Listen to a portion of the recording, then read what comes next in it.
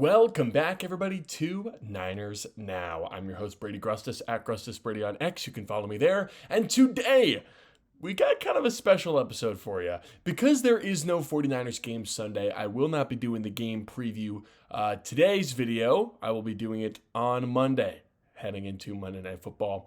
So instead, for today's video, I want to take a look around the league and talk about the ideal scenario for the 49ers in every single game for the rest of the week. Some of these games don't really matter. Some matter a little bit, and some matter a whole lot. We're going to talk about all of them in today's episode. And then, of course, stick around until later in the show because it is time for the return of the comments section.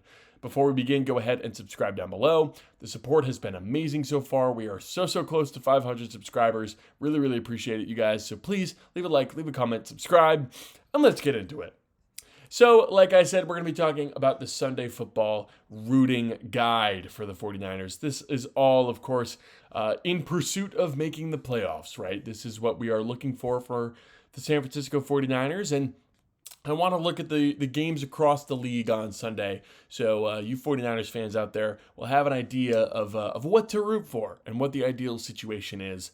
But first, we've got a couple of games that are pretty much irrelevant for the 49ers' sake. First, Patriots-Bengals, not much 49ers influence there. Colts and Chiefs, not a huge influence there. Would be kind of nice to see the Chiefs win, just so there's a little more of a blueprint on how to beat the Colts. The Colts have been awesome so far this year, and if they start to fall apart by the time they play the 49ers late in the year, that would be fantastic. But then you could also argue maybe you want the Colts to win because the Chiefs missing the playoffs is the best way for the 49ers to win a Super Bowl. So could go either way there. Jets at the Ravens. Don't really see any impact here for San Francisco. And then, of course, Browns at Raiders. Not really going to affect the 49ers much. But there are a bunch of games that do kind of matter at least a little bit, right? There's some games that have some significance. Starting off with Jaguars at Cardinals. This one, of course, very straightforward. You want the Cardinals to lose. They're a division rival. You always want them to lose, right? I don't think the Cardinals are a real wild card team or anything like that. But you know what? If they get frisky and they win a bunch of games, that would not be ideal. I don't think they've been mathematically eliminated yet. So if that's the case, we want them to lose. We should be rooting for the Jaguars in that game. Eagles and Cowboys is an interesting one. I think, it's tough to say this as a diehard 49ers fan, but I think you want the Eagles to win in this game, right? I don't like either of these teams very much. My hatred for the Cowboys runs a little bit deeper than my hatred for the Philadelphia Eagles. And it also helps the Niners schedule-wise. Cowboys, another one of those teams like the Cardinals who are a little bit frisky. I think the Cowboys could be a bigger playoff threat than the Cardinals. I don't really see a huge scenario where the Cowboys make the playoffs, but just in case, would love the Eagles to win and kind of snuff out that candle, eliminate the Dallas Cowboys, and just kind of restrict the playoff field in the NFC. And then, of course, it would be nice for the Eagles to get a win because they are still competing with the LA Rams for the 1 seed. Do not want the Rams getting all that extra rest. Would really prefer if the Eagles got that 1 seed instead. And then the Falcons and the Saints. This one's a little bit more interesting, actually. Neither the Falcons or the Saints are going to make the playoffs. I think that's very clear. Falcons are probably going to be without Michael Penix for the rest of the season. Drake London's injured as well. Kirk Cousins will be playing. It'll be a disaster. But the reason that the 49ers fans should want the Falcons to win is because, I don't know if you guys remember this, but the Falcons traded their first-round pick to the Los Angeles Rams last year. One of the stupidest moves we've seen in the last 5 years or so from an NFL front office. But they did it, and the Rams benefit from it. And now we have to root for the Falcons to win, despite them being terrible. So hopefully the Falcons do beat the Saints in that game. And that draft pick that's going to the Rams is just a little bit worse. Hopefully it ends up somewhere between 10 to 15 as opposed to top 5. Because, man, can you imagine if the LA Rams got a top 5 pick? That would be horrendous. That would be a terrible outcome for the 49ers. And now we've got a bunch of games here that matter a whole lot, all right? These are games that I consider can't miss games, all right? And a lot of them have to do with NFC playoff contenders, right? Including the first one, Steelers at Bears. Aaron Rodgers returns to Chicago to face his old enemies, the Chicago Bears. We'll see if it is Aaron Rodgers in this game or if it's Mason Rudolph. Rodgers, of course, dealing with an injury. Bears have won a lot of games that they don't really have any business winning, which is a skill, and it's something that is valuable heading into playoffs. But I'm not super confident in the Steelers either. The 49ers fan base should certainly be rooting for Pittsburgh to take the W here. Chicago is definitely going to be a team that the 49ers are fighting closely with for that wild card spot. So any extra losses that the Bears can get on their schedule, that would be fantastic. So please, Rodgers or Rudolph or whoever it is under center for Pittsburgh, please go into Chicago and steal that win. Next up, similar sort of thing, right? Giants at the Lions. Now, do I think the Giants will win? No way. But you know what? I sure hope they do, because the Lions, of course, first team out of the NFC playoff race right now. They're currently the 8 seed. 49ers are the 7 seed. So the Lions especially, they've got to keep losing. Will they against the Giants? I highly doubt it. But you know what? Wouldn't be the worst thing in the world for San Francisco. Hopefully Jackson Dart is back and balling out for the Giants in a big upset win there. Next up, Vikings at the Packers. Vikings, I think, are technically still alive in the playoff race, but I have very little confidence in them and their ability to string together wins. So I think you should be rooting for the Vikings in this game. Packers sitting at 6-3-1, 49ers at 7-4. Packers, I believe that gives them the tiebreaker edge over the 49ers because they have less losses. I'm pretty sure that's how that works. The standings prioritize fewer losses as opposed to more wins. So the more losses the Packers can get, the better, especially if it's an NFC opponent too. That would be huge. Vikings knocking off the Packers would, of course, make their overall record worse, but also their in-conference record worse. And that's a tiebreaker that really favors San Francisco, that in-conference record. 49ers, I believe, are 7-2 against NFC opponents so far this year.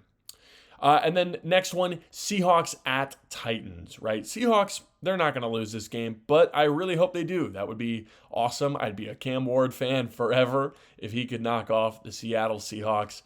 Niners, Seahawks, Rams, all in a pretty vicious NFC West battle. With the Rams win over the Seahawks last week, I think the Seahawks are probably fighting for a wild card spot, which makes every single game pivotal for the 49ers. I hope the Seahawks lose every single one of their games for the rest of eternity, but especially this week when there's 49ers playoff implications on the line. And then the last one, which I think might be the most important for San Francisco, it's the Sunday Night Football matchup, Buccaneers at Rams.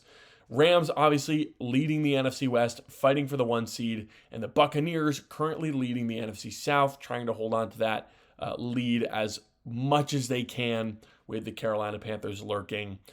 If the Buccaneers don't win the South, I'd be pretty surprised.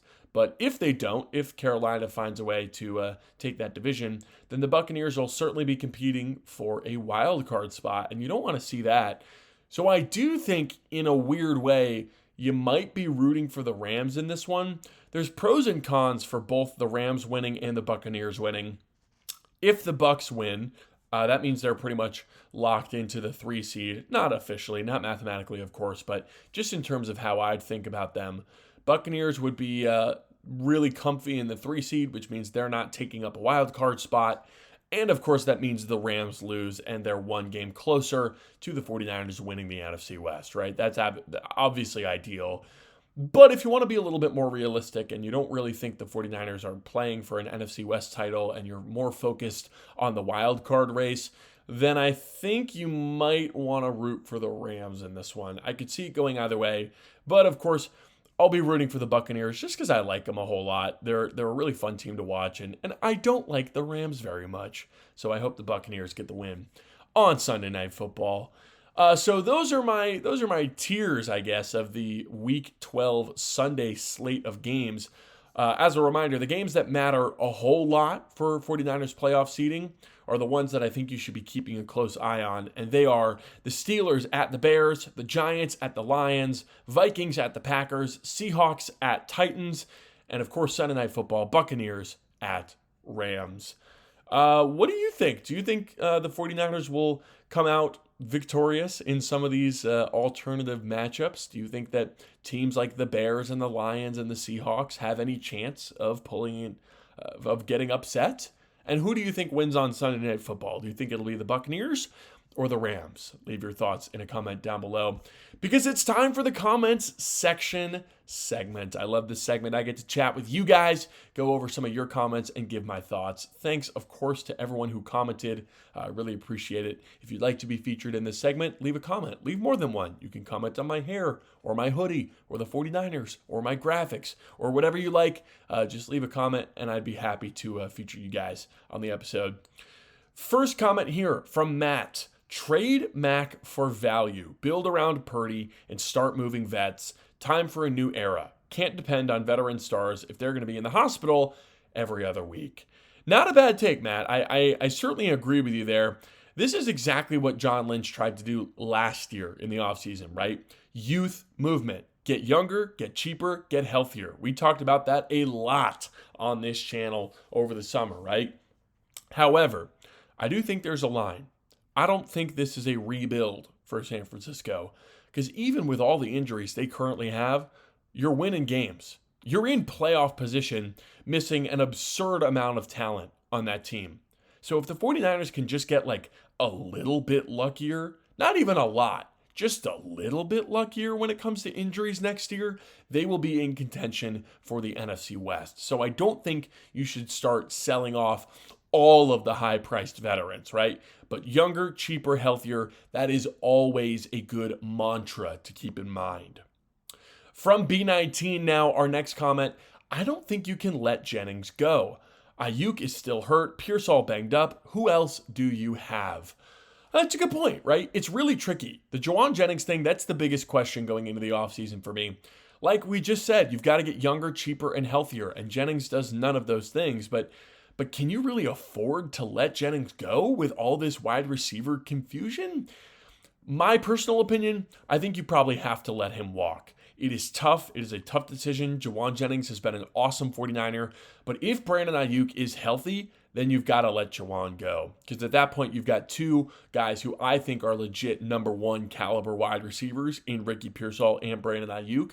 And you've got a bunch of young guys like Jacob Cowing, Jordan Watkins. You've got Sky Moore still potentially on the roster. If they bring him back, DeMarcus Robinson will be there. You've got Kendrick Bourne lying around. You might go get a receiver in the draft. Like there's too many options to replace Jauan Jennings and get younger, cheaper, and healthier. So I do think you kind of have to let him walk here. And now our last comment from DB Cooper. The Niners got to think absolutely reliable kicker. They cannot afford another loss, quite frankly. And the only kicker that is very reliable is Justin Tucker. End of story. And that is the comment from DB Cooper. Bold take, man. It's one of those things where it's like, yes, yes, yes, yes, yes, yes, yes, no, no, no, no. I agree, DB Cooper, that they can't afford to lose any of these games, especially the easy ones. And having a reliable kicker does go a long way.